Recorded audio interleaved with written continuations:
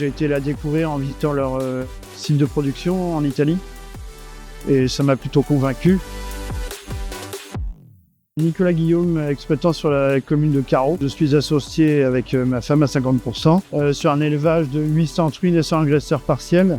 Donc l'exploitation, il y a 460 hectares de terre, principalement à destination de consommation pour élevage porc. On a réellement focalisé jusque dans les années 2015 sur l'investissement porc.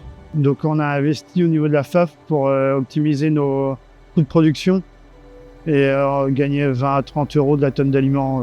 On a d'abord fait tous nos systèmes de stockage et après on a investi dans du matériel de récolte et par la suite tout ce qui est matériel d'épandage.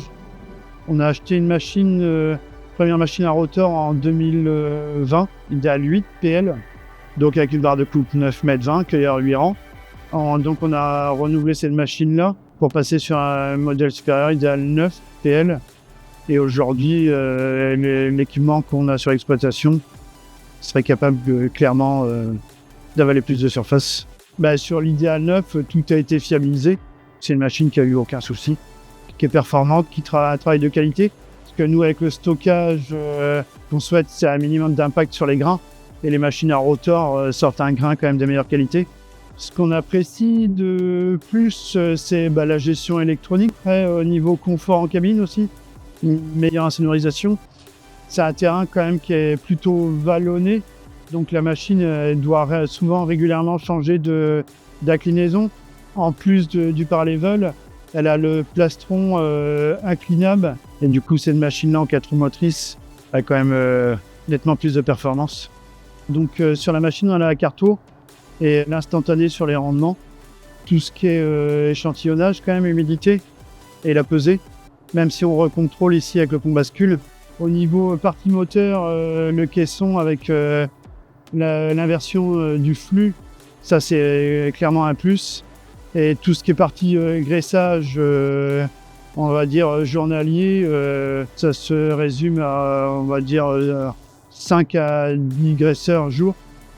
Et le reste, quand c'est fait une fois par semaine, ça lui suffit. De consommation de gasoil à l'hectare sur des bons volumes de paille avec donc la barre de coupe de 10,60 m. Compter environ 16 litres hectare pour un moteur de 660 chevaux. L'objectif de passer sur la neuve, c'était principalement de sécuriser le débit de la capacité de récolte et essayer de voir même un peu plus loin parce qu'on savait clairement qu'on allait sécuriser notre performance à la journée, quoi. La machine aujourd'hui est bien dimensionnée par rapport à nos capacités de stockage, les débits instantanés qu'on a sur l'installation. On va dire entre 3,5 hectares et 4 hectares en céréales. Et maïs, elle va être largement dimensionnée parce qu'au niveau de l'installation de broyage, c'est une installation qui va tourner environ à 40 tonnes. Quand la machine elle est capable de sortir 3 bons hectares à l'heure dans des maïs à plus de 100 quintaux secs, quoi. Et cette machine est capable de répondre à toutes nos attentes, quoi.